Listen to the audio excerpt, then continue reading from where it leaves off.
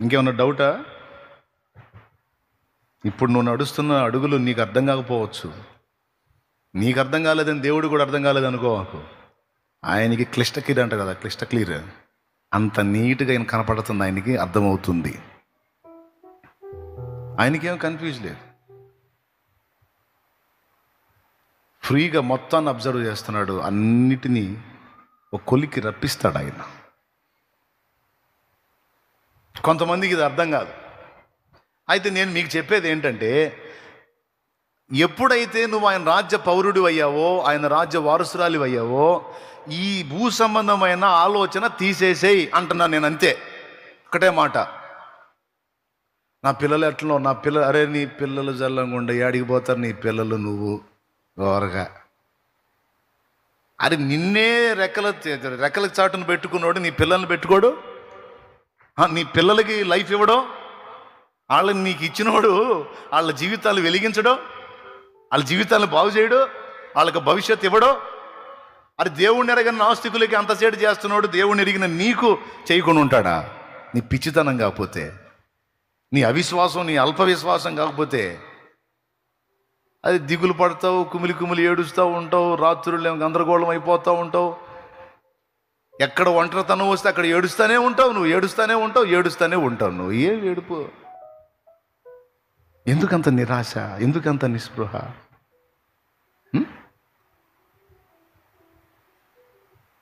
నేను పిలిచిన వాడు నమ్మదగిన వాడు కదా, ఆయన చేయి వదిలిపెడతాడా? కొంతమంది నైట్లు నిద్రపోకుండా ఏడుస్తుంటారు, పండుకొని ఏడుస్తా.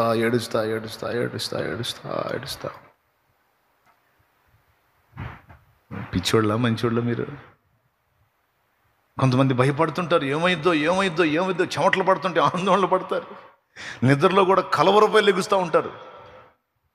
అయ్యో, దేవుణ్ణి ఎరగని అన్యజనులు కదా వాటి గురించి విచారించేది.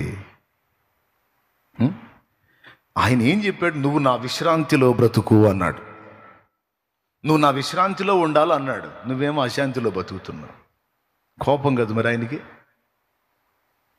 ఆయన నీకు సిద్ధపరిచాడు, నీ ఇంటి వారికి సిద్ధపరిచాడు, నీ సంతతికి సిద్ధపరిచాడు. ఆయన సిద్ధపరచకపోతే మాత్రం ఏందంట? నాకు చెప్పు, ఓ మాట చెప్పు, నాకు చెప్పు. సిద్ధపరచకపోతే ఏసు దేవుడు కాదా? సిద్ధపరచకపోతే ఆయన వెంబడించవా? అయినా సరే సిద్ధపరిచాడు ఎందుకో ఎన్నాళ్ళు ఉంటాయి? ఉట్టిగా టూర్ ఎగుతామా? పర్మనెంట్ కాదుగా, ఇట చూసినాడు పోతున్నాడుగా. మనకు అది కదా. అక్కడైతే నీకు స్థానం రానే వచ్చే, పేరైతే నమోదు అవనే అయిపోయే. నీ దృష్టి ఏ కాడి గుర్తుపెట్టుకో. నన్ను వాళ్ళు అంటున్నారు, వీళ్ళు అంటున్నారు, వాళ్ళు బాగున్నారు, వీళ్ళు బాగున్నారు, నా బతుకిట్ట తగలబడింది, నన్ను చూసి వెకిలితనంగా నవ్వుతున్నారు, నన్ను చూసి హేళన చేస్తున్నారు, నా పిల్లల పరిస్థితిని చూసి హేళన చేస్తున్నారు, నేను ఇంతమందిని కలిగి ఉన్నాను, వీళ్ళ బతుకులు ఏమవుతాయో, మా జీవితాలు నలుగురిలో నవ్వులు పాలవుతాయేమో. కానీ నిన్ను ప్రేమించే దేవుడే నిన్ను ఎగతాళికి అప్పచెప్పనివయా? నిన్ను ప్రేమించి నీ కోసం ప్రాణం పెట్టిన దేవుడు నిన్ను ఎగతాళికి, అవమానానికి అప్పచెప్పనివ్వమమ్మా. అప్పచెప్పని. నీకు అవమానం వస్తే ఎవరికి తగిలిద్ది? అది పోయి నీకు హింస వస్తే అది పోయి ఎవరికి తగిలిద్ది?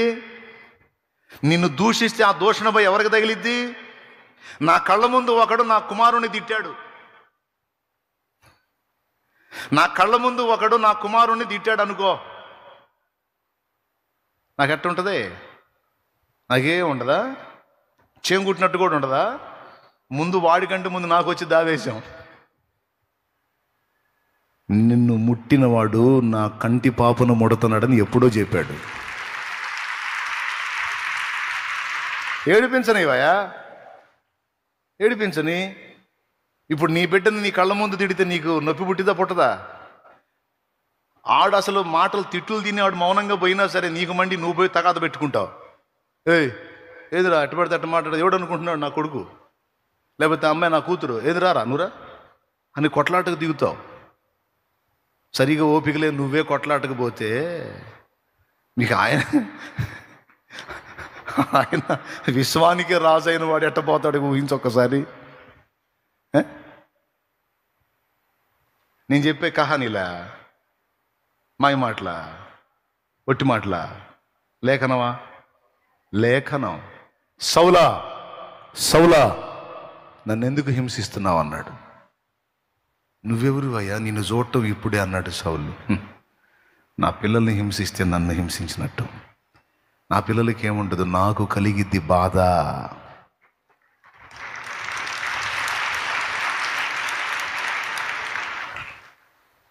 ఈ బాడీలో ఎక్కడ టచ్ చేసినా స్పర్శ ద్వారా ఫస్ట్ సమాచారం ఎక్కడికి పోయిద్దాయా? పెద్దగా చెప్పండి. బ్రెయిన్కి పోయింది, అంటే మెదడుకు పోయింది. మెదడు ఎట్టుంటుంది, ఎక్కడ ఉంటుంది? మోకాల్లో ఉంటుంది, తలకాయలో ఉంటుందా? తలకాయలో ఉంటుంది కదా. సంఘము అనబడిన ఆయన శరీరం మనం అందరం. మనకి శిరస్సు ఎవరు? ఇప్పుడు మనల్ని ఎక్కడ ఎవడు ఎట్లా టచ్ చేసినా ఇప్పుడు ఆయన మిన్నకుంటా.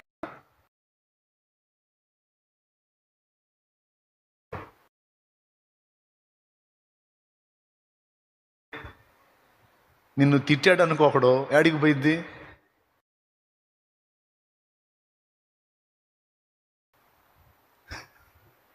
మన చేతులకి కాళ్ళకి లేవు చెవులు, తలకున్నాయి. అంటే ఇప్పుడు చెప్పండి, మన శరీరం అన్నప్పుడు మనల్ని తిట్టే తిట్లు మనకిన పడతాయా, తలకాయ కనపడతాయా?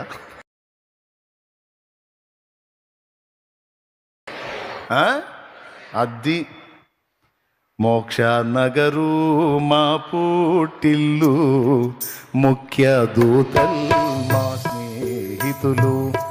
మోక్ష నగరు మా పుట్టిల్లు, ముఖ్య దూతల్ మా స్నేహితులు. సాక్షాత్కారమయ్యుండగను, సాక్షాత్కారమయ్యుండగను, లక్ష్య పెట్ట మిహ బాధలకు. యెహోవా మా తండ్రి కాడ, యేసుడు మాయన్న కాడ. యెహోవా మా తండ్రి కాడ, యేసుడు మాయన్న కాడ. సంఘానికి శిరస్సు ఎవరు? మీకు దండం పెడతాను, అందరు కలిసి పెద్దగా చెప్పండి. మీరు ఉపవాసాలు ఉన్నారు, నాకు అర్థమైందిలే కానీ పెద్దగా చెప్పండి. సంఘానికి శిరస్సు ఎవరు? రైట్. కడుపుకు ఆకలైంది, కడుపుకు ఆకలైంది. కడుపుకు ఆకలైతే బాధపడేది ఏది? తలని ఎప్పుడుతుందరా, ఎందుకు పొద్దున్నుంచి అన్నం తినలా. ఇప్పుడు ఈ కడుపుకి ఫుడ్ దేవులాడే పని ఎవరిది? కళ్ళది. ఆ కళ్ళు ఎక్కడున్నాయి? తలకు ఉన్నాయి. మెదడుది. మెదడు ఎక్కడుంది?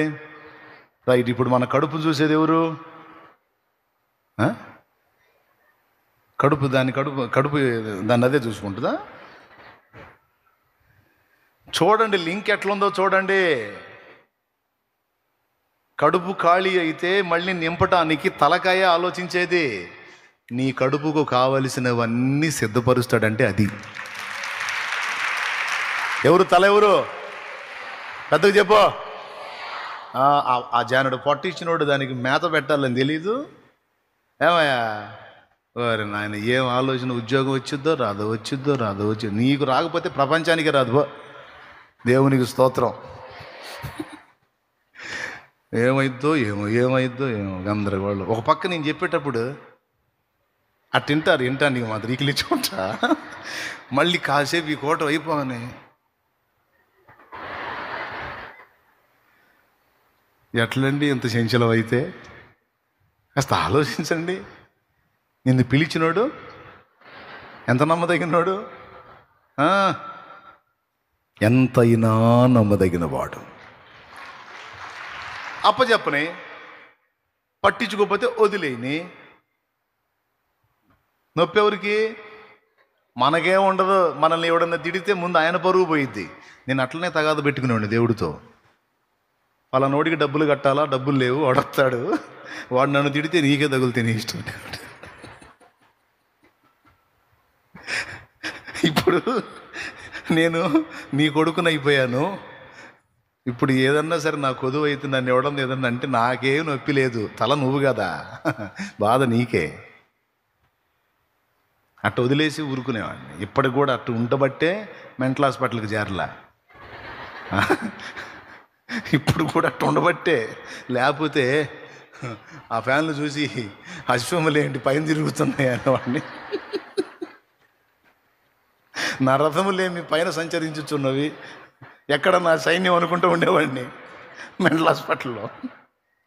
ఓ అబ్బాయి, ఎన్ని సమస్యలు ఎన్ని బాధలు అన్నీ ఆయన మీద వేసి, నీకే స్తోత్రం. ఒకటే పాట, నాకేమీ కొదువా నాదుడుండ, ఇక నాకేమీ కొదువా నాదుడుండ, శ్రీకరుండగు దేవుడే నా శ్రేష్ఠ పాలకుడు, నా ఏకరక్షకుడు.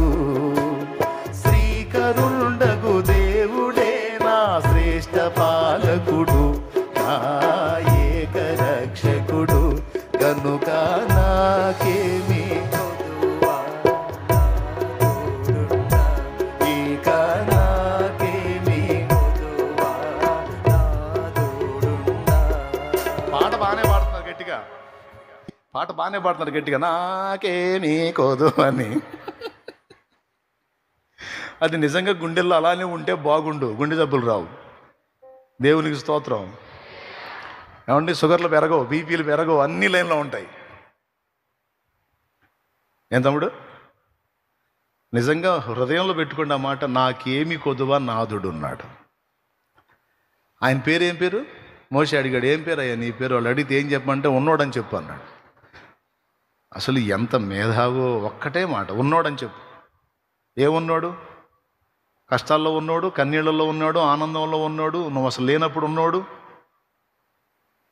ఏమండి, అక్కడున్నాడు ఇక్కడున్నాడు ఎక్కడైనా ఉన్నాడు, అంతటా ఉన్నవాడు, ఆస్తి ఉన్నవాడు, అంతస్తు ఉన్నవాడు, జ్ఞానం ఉన్నవాడు, బుద్ధిబలం ఉన్నవాడు, తెలివి ఉన్నవాడు, శౌర్యం ఉన్నవాడు, పరాక్రమం ఉన్నవాడు, ప్రభుత్వం ఉన్నవాడు.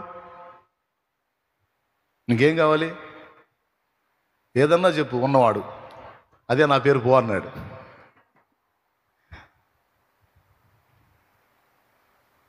అప్పచెబితే అప్పచెప్పని. అయినా నాకు అర్థం కాదు. ఇంకొక మాట కూడా చెబుతాను. ఇప్పుడు నేను ఎగతాళి చేశారనుకో, వాళ్ళు ఎంతకాలం ఉంటారు నాకు అర్థం కాదు. వాళ్ళు ఏమన్నా ఉట్టిగా టూర్ ఎగుతారేడా, లేకపోతే వాళ్ళకున్న ఏమన్నా స్థిరంగా ఉంటాయా? ఏమండి, మొన్నటి దాకా ఒక ప్రభుత్వం ఎగిరారు పాపం, ఇప్పుడు వాళ్ళు పోయి ఇంకొకళ్ళు వచ్చి ఎగురుతున్నారు. ఇది నడుస్తూనే ఉంటుంది కదా. ఒకటి ఆనందం, మరొకటి దుఃఖం, మళ్ళీ మరొకటికి ఆనందం, మరొకటికి దుఃఖం. అంటే అనని చెవిటాడైనట్టు వెళ్ళిపో. ప్రతి మాట తీసుకొని కుమిలి కుమిలి గందరగోళం అయిపోతే చచ్చిపోతావు అన్యాయంగా. అన్యజనుల్లాగా ప్రవర్తించొద్దు.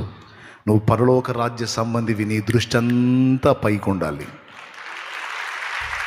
దేవునికి స్తోత్రం. పైకి ఉండాలంటే రోడ్డు మీద పోయేటప్పుడు పైకి చూడమని కాదు, అటు చూశారు. మీ దృష్టి అంతా పైకి ఉండాలన్నాడు. అన్న పైకే ఉండ. కొలసై పత్రిక 3వ అధ్యాయం మొదటి 2 వచనాలు చదివితే చూడండి, ఈ మాట ఉంది.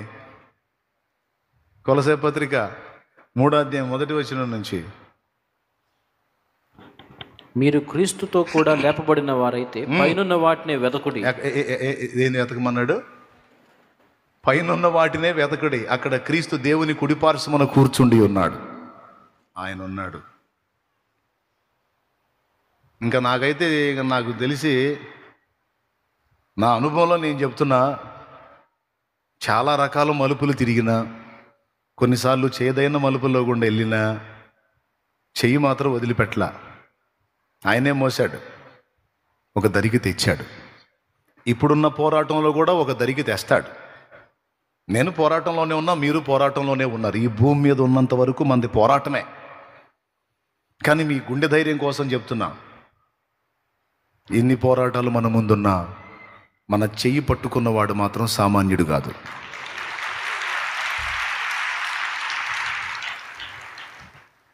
గుండె చెదరిన వారిని బాగు చేసే దేవుడు మనకు తోడై ఉన్నాడు గనక కలత చెందొద్దు. మరి దేని మీద దృష్టి పెడదాం? నిన్ను వినండి, మనుషులు తిడితే పట్టించుకోవాకు. ఎందుకంటే తిట్టే నోరు ఉండదు, తిట్టేవాడు ఉండడు ఒక రోజుకి. దేవదూతలు తిడితే పట్టించుకో.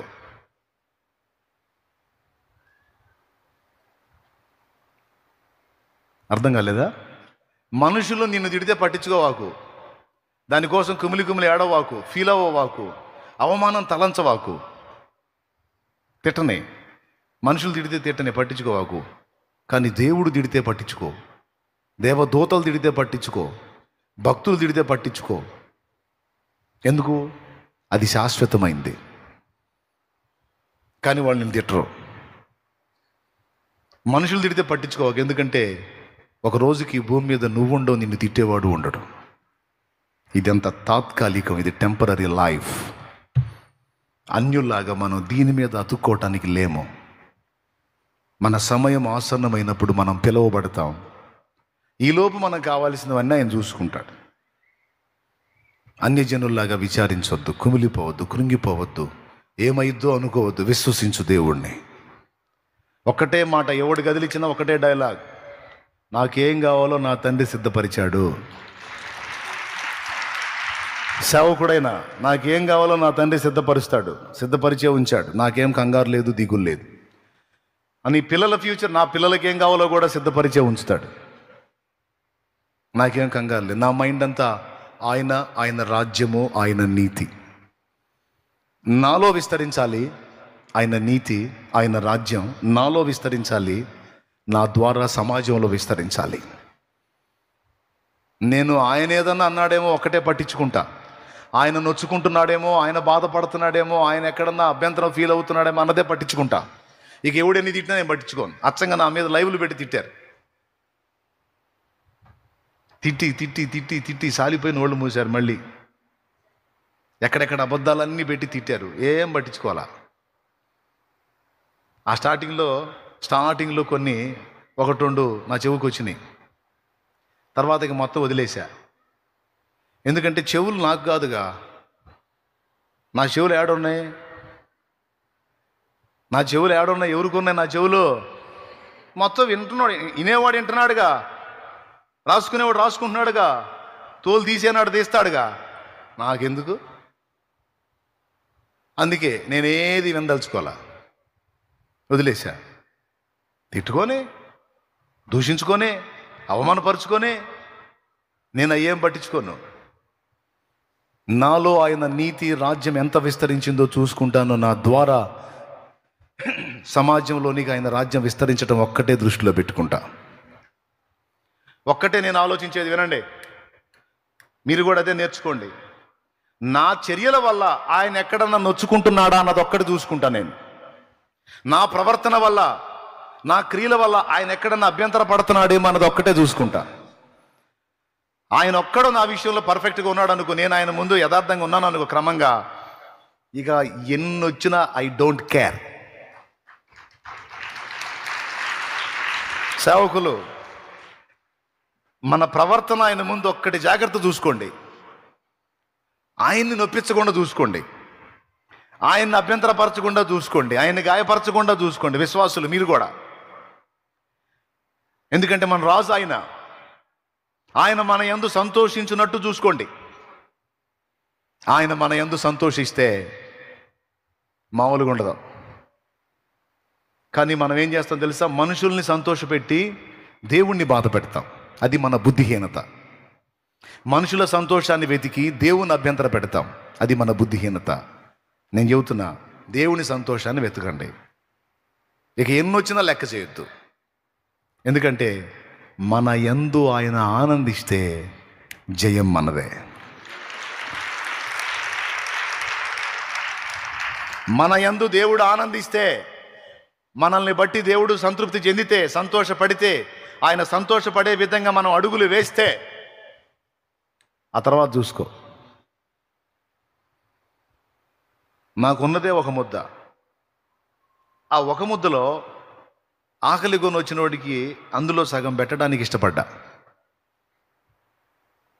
సంతోషం వచ్చింది ఆయనకి.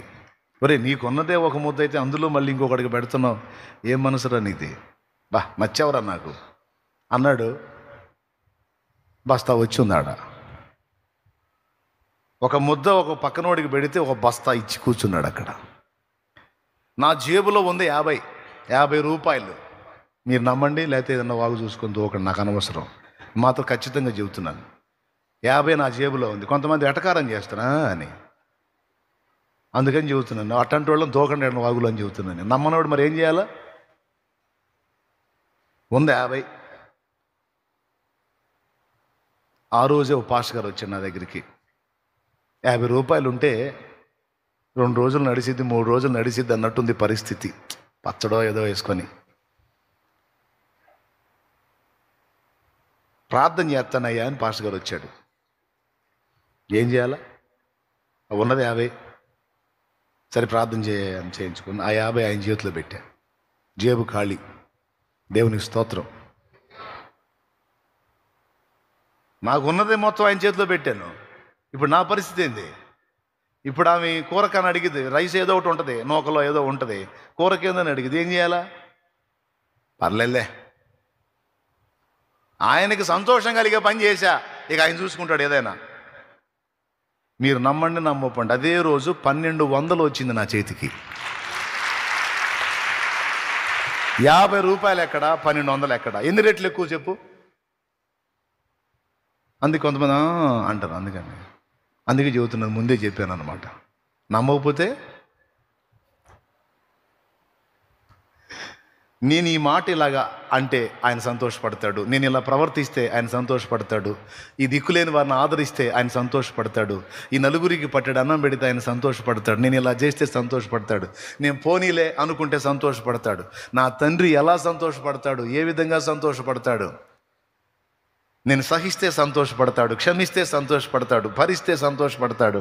నా ప్రభువు ఉన్నాడని నేను మాట్లాడుతుంటే ఆ విశ్వాసాన్ని బట్టి సంతోషపడతాడు.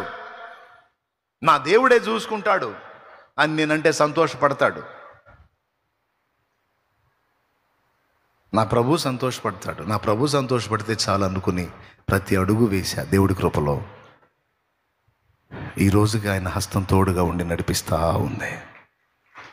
నిజంగా నేను ఎప్పుడైనా బాగా ఏడిస్తే, మీరు ఏనండి, బాగా ఏడిస్తే అయిపోయిందిలే, ఇంకా ఎక్కువసేపు చెప్పను, మీరు ఉపవాసం ఉన్నారు, పాపం ఇబ్బంది పడతారు. నా అనుభవంలో పోతే ఒకదే కదా అది. మీ నమ్మకం కోసం మూసేస్తున్న బైబిల్ కూడా. దేవునికి స్తోత్రం. నేను ఎప్పుడన్నా బాగా ఏడ్చాను అంటే, ఎప్పుడైనా ఎందుకు ఏడ్చానో తెలుసా? బాధలు ఉన్నాయి, ఇబ్బందులు ఉన్నాయి, సమస్యలు ఉన్నాయి అని ఏడవలా, లేకపోతే నాకు ఇవ్వు అని ఏడవలా, ఎవడో ఏదో అన్నాడు అని ఏడవలా. ఎప్పుడైనా నేను ఎక్కువ ఏడ్చింది దేనికోసం తెలుసా? నిన్ను ఈ విధంగా బాధ పెట్టాను, ఈ విధంగా బాధ పెట్టాను, ఈ విధంగా అభ్యంతర పెట్టాను, ఈ విధంగా నీ దుఃఖానికి కారణమయ్యాను, నిన్ను బాధ పెట్టానని ఆయనను అభ్యంతరపరిచిన ఘట్టాలను తలుచుకొని విపరీతంగా ఏడ్చుకున్నా. ఆయన్ని బాధ పెట్టిన ఘట్టాలను బట్టి నేను ఏడ్చాను తప్ప నేను భౌతికంగా అనుభవించే బాధలను బట్టి ఏడవలా. ఎందుకంటే అవన్నీ నాకు ముఖ్యం కాదు. అవన్నీ ఆయన చూసుకుంటాడు. నేను ఆయన్ని జాగ్రత్తగా చూసుకోవాలి. నేను ఎంతమందికి అర్థమవుతున్నాయో, ఎంతమంది హృదయంలోకి వెళ్తున్నాయో నాకైతే తెలియదు. నీకు అర్థమైతే ఒకసారి చేతులు ఎత్తి చెప్పండి, నాకు అర్థమవుతుంది అన్నయ్య. అంతే. నీ నిరీక్షణ నిన్ను సిగ్గుపరచదు, ఏం కృంగిపోవద్దు. కొంతమంది యథార్థ హృదయులై దేవుణ్ణి ప్రేమించి సేవిస్తా ఆయన కార్యాల కొరకు ఓపికగా కనిపెట్టుకుని ఆయనకి వెళ్ళి చూస్తున్నారు. డోంట్ వరీ, శ్రేష్టమైన దాన్ని పొందుతావు. నువ్వు శ్రేష్టమైన దాన్ని పొందుతావు, శ్రేష్టమైన దాన్ని పొందుతావు. దాచిపెట్టి ఉంచుతాడు నీకు. నమ్మదగిన దేవుడు. మీరు నిజంగా ఆత్మ సంబంధులైతే, నిజంగా దేవుని ఆత్మకార్యాలు ఎరిగిన వాళ్ళైతే, నిజంగా పరలోక రాజ్య పౌరులే అయితే, నిజంగా నాకు ఈ లోకరాజ్యం గొప్ప కాదు, ఈ లోకంలో మనుషుల మాటలు నాకు ఎక్కువ కాదు, నాకు ఆ లోకమే ఎక్కువ అని నువ్వు అనుకుంటే, ఇది మొదలుకొని ఇక చింత, దుఃఖం, వేదన వదిలే ఆయన్ని సన్నుతించి, ఆయనలో ఆనందించి, ఆయన విశ్రాంతిలో ఉండు. గుర్తుపెట్టుకో, నువ్వు అనవసర విషయాలను, ఈ సంగతులు ఆ సంగతులు ఇవి ఇవి అవి అని నువ్వు బాధపడి దేవుణ్ణి బాధ పెట్టవాకు. దేవుడు చెప్పాడు మర్యాదగా సంతోషంగా ఉండని. ఏమని చెప్పాడు? మర్యాదగా. ఏం అటు చెబుతున్నారు? మర్యాదగా అంతే. అవసరమైతే 2 కొట్టి కూడా సంతోషించి అంటాడు.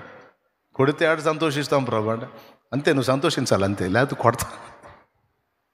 ఇది ఎక్కడ దౌర్జన్యం తండ్రి? సంతోషం అంటే పరిస్థితులను బట్టి మాకు రావాలి, అనవసరం, నువ్వు సంతోషించాలి అంతే. ఏంటి నేను లేనా? నేనున్నాగా, నువ్వు సంతోషంగా ఉండు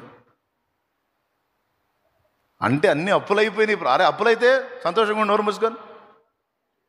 మరి అప్పులు నేను చూసుకుంటాగా. ఎప్పటికి ఏది అందించాలో అది అందిస్తాను, ప్రశాంతంగా ఉండు, నన్ను నమ్ము. మనం ఆయన్ని నమ్ముతున్నాం అంటానికి గుర్తు ఏంటంటే మనం హ్యాపీగా ఉంటాం. మనం ఆయన అనుమానిస్తున్నాం అంటానికి గుర్తు ఏంటంటే దుఃఖంలో ఉంటాం. తరచుగా నువ్వు అలాగ దుఃఖాలు, వేదనలు కొనసాగించొద్దు, వదిలేయి.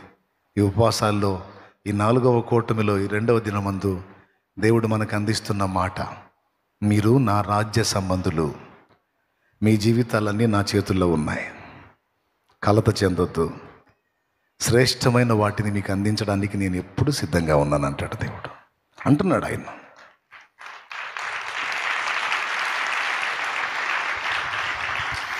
ఎక్కడ వినుకొండ అవతల పోయి దేవులాడా. మీటింగ్స్ కోటాలకి స్థలం వినుకొండ అవతల, దాదాపు 100 కిలోమీటర్ల అవతలకి పోయా. ఫారెస్ట్ అదంతా, అక్కడ రేటు తక్కువ వచ్చిందని పోయా. అసలు ఆడికి ఎవరు వస్తారు? నా విశ్వాసం అడవిలోకైనా వస్తారు, ఆయన తీసుకొస్తాడని. దేవునికి మహిమ. పొయ్యి ఆ కొండలమ్మడి తిరుగుతా పక్కన ఏళ్ళతో చెప్తా ఉన్నారే, మనం ఏడ తిరుగుతున్నాం కానీ ఆయన నమ్మదగినోడురా, అక్కడే దాచిపెడతాడురా, మనకి ఆడే ఉంటుందిరా, ఎక్కడో దాచిపెట్టి ఉంచుతాడురా. ఆ సమయం వచ్చిందాక మనకు అర్థం కానీడు, ఆ సమయం వచ్చినప్పుడు మనకు అర్థమైద్దిరా, అక్కడే ఉంచుతాడురా అనుకుంటా తిరిగా. నిజంగా 100 కిలోమీటర్లు ఎక్కడ, 6 కిలోమీటర్లు ఎక్కడ? సిద్ధపరిచాడా లేదా? నా మాట సిగ్గుపడిందా? నా నిరీక్షణ సిగ్గుపడిందా? 6 కిలోమీటర్ల ప్రార్థన తోట, అదే 6-7 కిలోమీటర్లో మీటింగ్ రౌండ్. ఇప్పుడు మీకు ఏముందిలే అనిపించవచ్చండి, నాకు అది పెద్ద విషయం. 100 సార్లు ఆయన చెబుతా, దేవునికి స్తోత్రం, హల్లెలూయా. 1000 సార్లు ఆయన చెబుతా, నాకు అది పెద్ద విషయం. మరి మీకేముందిలే ఆప్ట్రాల్ అనిపించవచ్చు మీకు, కానీ నాకు ఆప్ట్రాల్ కాదు, అది చాలా విచిత్రం. దాచిపెట్టాడా లేదా? అప్పచెప్పాడా లేదా? ఇంకా ఇస్తాడా లేదా? ఈడు అది కూడా ఇస్తాడా? ఈడ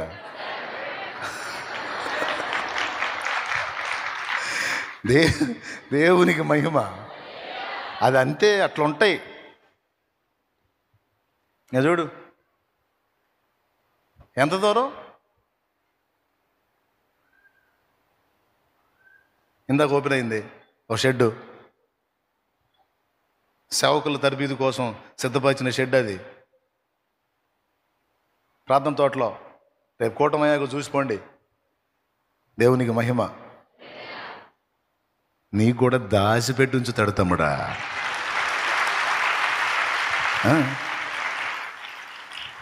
ఎంత ప్రేమ నువ్వంటే పట్టించుకున్నట్టున్నాడని వదిలేశాడు అనుకుంటున్నా అయింది. సేవకులు కొంతమందికి ఏమో నన్ను వదిలిపెట్టినట్టే ఉన్నాడు, అసలు నా బతుకు ఏం అర్థం కావట్లేదు అసలు నాకు. ఏమయ్యా, నిన్ను పిలిచి, పేరు పెట్టి పిలిచి, నిన్ను అభిషేకించి, నిన్ను ఎంతగా సిద్ధపరిచి వాడుకోకుండా ఎవరు కూర్చోబెడతాడు. ఒక టైం ఉంటుంది, ఆగు, నీకు దండం పెడతానయ్యా అన్నదాకా, విశ్రాంతి లేదయ్యా అన్నదాకా వాడుకుంటాడు. ఆ రోజు వస్తుంది.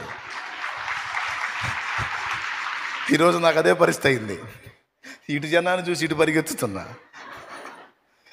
ఒకసారి ఏమో స్టార్టింగ్లోనే మోకాళ్ళు వేసి, ప్రభువా నాకు ఆత్మలో నిమ్ము, లేకపోతే నా ప్రాణం తీసుకో అని ప్రార్థన చేసి,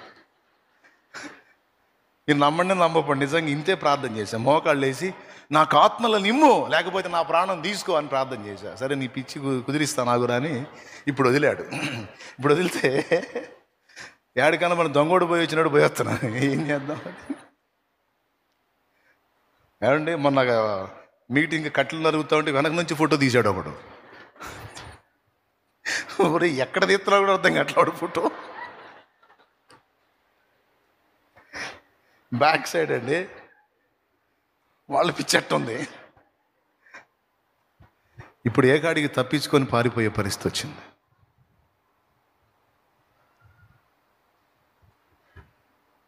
ఎందుకు ఈ విషయాలు చెబుతున్నాను మీకు అర్థమైంది కదా? నా దేవుడు నమ్మదగినవాడు. ఎటు పోవాలో కూడా తెలియట్లే. దొంగళ్ళలో తిరుగుతున్నా మఫ్టీ డ్రెస్ వేసుకొని, అయినా గుర్తుపడుతున్నారు. నాకు అర్థం కావట్లా. నేను అడుగుతున్నా కొంతమందిని, అసలు నేను ఈ అవతారం వేసా కదా, ఎట్టు గుర్తుపట్టా అంటే, అన్నావు నువ్వు అడు తిరుగున్నా గుర్తుపడతా అన్నావు. దేవునికి స్తోత్రం. నువ్వు ఎన్ని గెటప్పులు వేసినా నీ నీ నీ స్ట్రక్చర్ ఐడియా ఉంటుందన్నా మాకు. నువ్వు అటు తిరుగున్నా సరే నిన్ను గుర్తుపడతాం మేము. నన్ను బాగా పట్టించేది పిల్లలు పట్టిస్తారు. ఎక్కడున్నా సరే అడ్డుగో, చాలేమన్నా వచ్చాడు అడ్డుగో అని చెప్పి. అమ్మో, వాళ్ళ కళ్ళు మామూలు కళ్ళు కాదు, అట్టిస్తాడు. ఆగి ఆగి ఆగి ఆయన వాడుకోవటం మొదలు పెడితే ఇక జాలయ్య అన్న దాకుంటుంది ఆయన కార్యం. నమ్మితే స్తోత్రం చెప్పు. నీకు కూడా ఏమండి, మన దేవుణ్ణి బట్టి ఆ మాత్రం చెప్పుకోలేమా? అంత మాత్రం నమ్మలేమా? ఆయన పిడికిలు విప్పి ఇస్తే దాచడానికి కూడా నీకు స్థలం దొరకదు. అంత పెద్ద పిడికిలు అయింది. అధైర్యపడద్దు, దిగులు పడద్దు. సంతోషంగా ఉంటారా లేదా? మర్యాదగా నవ్వండి. దేవునికి స్తోత్రం. హల్లెలూయా. ఏడు మొఖాలు తీసేయండి. కళ్ళాడుతుండాలా. మనకు అప్పులు ఇచ్చినోడు కూడా మైండ్ పోవాలా. ఇదేంద్ర ఈడికి ఇచ్చి నేను దిగులుగా తిరుగుతున్నా, ఈడే ఇగిలించుకుంటా తిరుగుతున్నా. దేవునికి స్తోత్రం కలుగును గాక. ఈడికి ఇచ్చి నేను నిద్ర మాత్రలు మింగుతున్నా, ఈడేమో ఆనందంగా తిరుగుతున్నాడు. నేను చెప్పే జోక్ నిజంగా అంతే ఉండాలి. హ్యాపీ, క్రీస్తు యేసునందు సంతోషం. చేయడా దేవుడి కార్యం? ఎంతమందికి విశ్వాసం ఉంది? మరి నిలబడతారా? కూటమి అయిపోగానే మళ్ళీ అటు పెడతారా? ఉసురు ముఖం పెడతారా? అరే నేను ముఖం ఫీలింగ్ పెట్టినప్పుడు చూపిస్తే భలే ఉంటుందిరా, అప్పుడు చూపించరా. మన వాళ్ళ ముఖాలు నేను పెడతాను అప్పుడప్పుడు. లోపలేమా బయటికి కూటమి అయిపోయి పెట్టను. అయ్యో నేను ఇప్పటిదాకా వాక్యం విని ఏడు ముఖం పెట్టు అని గద్దిస్తే చేస్తాడులే, ఏసై చేస్తాడులే. కృంగిపోవద్దు, కలత చెందొద్దు. ఆయన తలుపుల్లో నువ్వు ఉన్నావు. ప్రాణం పెట్టాడు నీకోసం. ప్రాణం పెట్టినోడు చేయడా? తప్పకుండా చేస్తాడు. లే, మోకాళ్ళ మీదకి రా.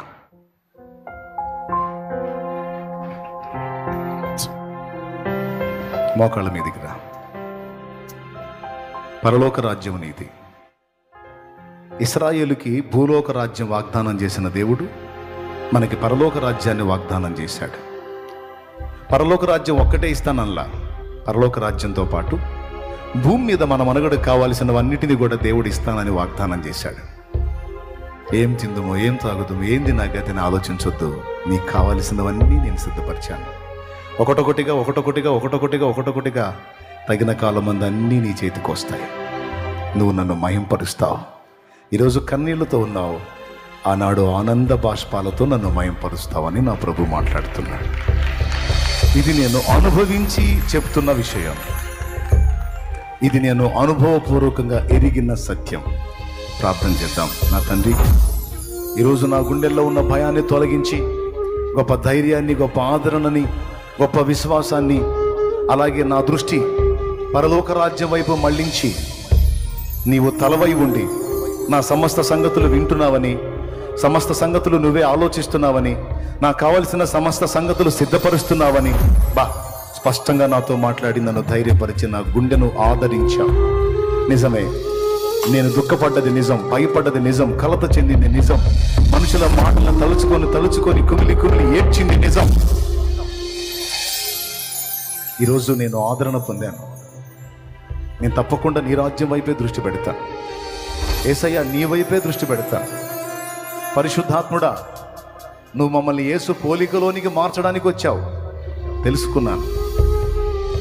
యేసు వలె ఆలోచించడానికి, యేసు వలె ప్రవర్తించడానికి, అన్ని విషయాలలో యేసు వలె ఉండడానికి నా వంతు నేను ఎదగడానికి సిద్ధపడుతుండగా నాకు సహాయం చేసి నన్ను ఎదుగుదలలోనికి నడిపించు. కృతజ్ఞతలు చెల్లిస్తున్నా. నీ మాటల చేత నా గుండె బరువును దించినందుకు వందనాలు, ధైర్యపరిచినందుకు వందనాలు, స్వస్థపరిచినందుకు వందనాలు, సంతోషాన్ని ఇచ్చినందుకు స్తోత్రాలు, నా కళ్ళు వెలిగించినందుకు స్తోత్రాలు. ఓ, నన్ను వాడుకుంటానని వాగ్దానం చేసినందుకు వందనాలు. ఓ, విస్తారమైన కార్యములు చేయబోతున్నానని వాగ్దానం చేసినందుకు వందనాలు. నేను నీకు దాచి ఉంచాను అని చెప్పింది నీకు వందనాలు, వందనాలు, వందనాలు. చెప్పిన మాటను బట్టి నీకు వందనాలు. నీవు నా రెక్కల నీడలో ఉన్నావని చెప్పినందుకు వందనాలు. ఓ, నాకు సిద్ధపరిచినందుకు నీకు స్తోత్రాలు. నీ బలీయమైన కార్యాలు చేయబోతున్నందుకు నీకు వందనాలు. ఓ, నా సిగ్గుని తొలగించి నా తలను ఎత్తుతున్నందుకు నీకు స్తోత్రాలు చెల్లిస్తున్నాను. నీకు వందనాలు, వందనాలు, వందనాలు, కృతజ్ఞతలు. మళ్ళొక్కసారి నన్ను ధైర్యపరిచావు, నా బిడ్డల్ని ధైర్యపరిచావు. దేవా, ఈ వాగ్దానం కోసం కాచుకొని ఉండగా మమ్మల్ని బలపరిచినందుకు వందనాలు. ఎక్కడన్నా నిన్ను బాధ పెడుతున్నామేమో, ఎక్కడన్నా నిన్ను అభ్యంతరపరుస్తున్నామేమో, ఎక్కడన్నా నువ్వు నొచ్చుకునే విధంగా ప్రవర్తిస్తున్నామేమో, మమ్మల్ని క్షమించు, క్షమించు. నీ రక్తముతో కడుగు. మాకు నీ సంతోషమే కావాలి, మాకు నీ ఆనందమే కావాలి, మాకు నీ నెమ్మదే కావాలి. దేవా, నీవు నీవు నీవు నీవు మమ్మల్ని బట్టి ఆనందపడాలి, మమ్మల్ని బట్టి నీవు నెమ్మదిగా ఉండాలి, కలత చెందకూడదు. ప్రభువా, నీకు స్తోత్రాలు చెల్లిస్తా. తెలిసి తెలియక ఇంతవరకు పిచ్చిగా ప్రవర్తించి ఉంటే మన్నించు. అనవసరంగా దుఃఖపడి ఉంటే క్షమించు. అన్ని జనుల్లాగా వాటి కోసం వీటి కోసం విచారపడి ఉంటే మన్నించు. ఇక నేను నీ బిడ్డగా నిలుస్తాను, గెలుస్తాను. నీకు వందనాలు చెల్లిస్తాను. యేసుక్రీస్తు నామములో నేను మహిమపరచుకుంటున్నాను తండ్రి. ఆమేన్.